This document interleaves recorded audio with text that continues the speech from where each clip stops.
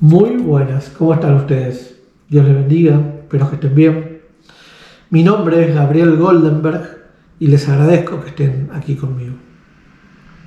Muchos tienen conocimiento de que Jesús dijo, primeramente buscad el reino de Dios y su justicia, y todas estas cosas os serán añadidas. Pero, ¿por qué es necesario buscar el reino de Dios? ¿Qué significa buscar el reino de Dios? ¿Cómo puedo cumplir este mandato de Jesús? En el Sermón del Monte, Jesús habló sobre las cuestiones comunes que cada uno de nosotros enfrenta para sobrevivir. Mateo capítulo 6, versículos del 25 al 34, nos habla de no aferrarnos, de no afanarnos por cuestiones que tienen que ver con el sustento diario y necesario para nuestra vida. ¿Cómo voy a llenar mis necesidades? ¿Tendré comida y bebida? ¿Tendré ropa? Entonces Jesús les decía a los que le seguían que no debemos afanarnos por estas cosas, porque en estas cosas piensan los gentiles. Los gentiles son los incrédulos, los que no confían en Dios. Y que Dios sabe perfectamente de qué tenemos necesidad los seres humanos. Es decir, Jesús estaba advirtiéndonos de no preocuparnos acerca de estos intereses humanos y más bien darle prioridad a lo que verdaderamente importa. Tenemos que buscar las cosas de Dios como una prioridad por sobre las cosas del mundo. Básicamente esto significa que tenemos que buscar la salvación, que es inherente en el reino de Dios, porque vale más que todas las cosas o todas las riquezas que el mundo nos pueda dar u ofrecer. ¿Significa esto que debemos descuidar los deberes cotidianos y nuestras obligaciones, nuestras responsabilidades que nos ayudan a mantener nuestra vida, bien? Claro que no. Pero para el cristiano debe haber una diferencia entre la actitud que ponemos en una cosa o la actitud que ponemos para la otra. Si vivimos conforme a la voluntad de Dios y tomamos como una prioridad perseverar día y noche en sus enseñanzas, siguiendo la paz con todos y la santidad, sin la cual nadie verá al Señor, viviendo en la obediencia a Él y compartiendo el Evangelio del Reino con otros, entonces Dios va a cuidar de nosotros y va a suplir nuestras necesidades como Él prometió. Si ese es el arreglo, ¿dónde queda la preocupación? Ahora, ¿cómo podemos nosotros darnos cuenta si verdaderamente estamos buscando primeramente el reino de Dios? Hay algunas preguntas que podemos hacernos. ¿Dónde invertimos nuestras energías? ¿Invertimos nuestro tiempo en actividades que van a perecer? ¿O en la obediencia y servicio a Dios, trabajando en nuestra salvación y trabajando en la de los demás? Viviendo con los pies sobre la tierra, pero pensando y sembrando en la eternidad. Los creyentes que han aprendido realmente a poner a Dios en primer lugar, podrán descansar en esta dinámica de ocuparnos de las cosas de arriba, las del reino, las cosas de Dios, confiando en que Él se va a ocupar en lo que crea necesario que nosotros necesitamos.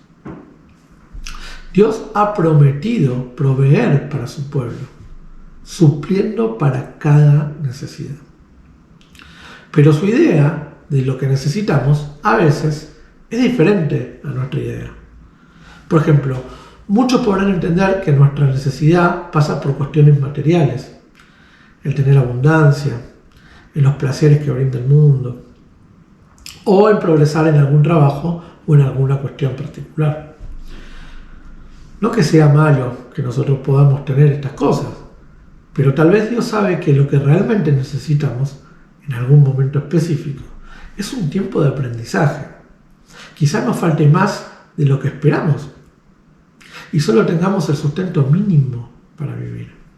Tal vez suframos pérdidas en el camino, de amigos o de familiares, o estemos en soledad.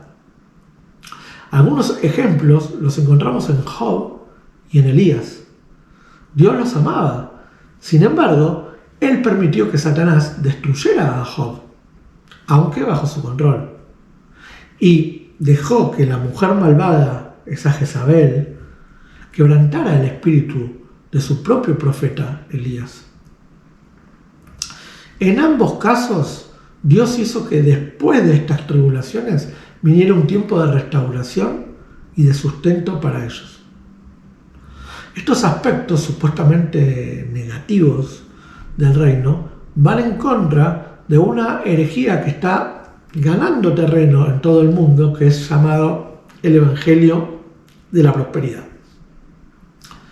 Un creciente número de falsos maestros está ganando adeptos bajo el mensaje de Dios quiere que usted sea rico o venga en busca de su milagro y demás engaños que sacan de contexto los versos bíblicos como pretexto para enseñar su falsa doctrina.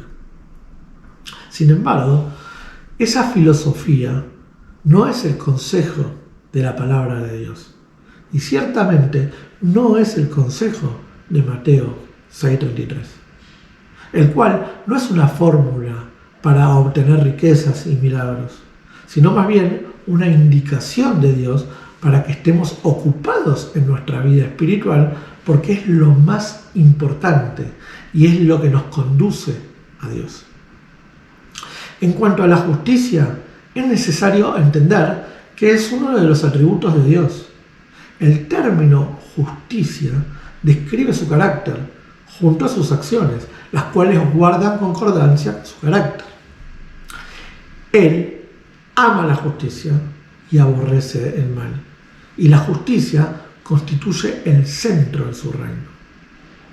En todo el libro de Romanos, Pablo se esfuerza por defender el carácter y el comportamiento justos de Dios, porque está convencido de que todo lo que Dios haga en cuanto a salvación o en cuanto a juicio es absolutamente consecuente con su justicia.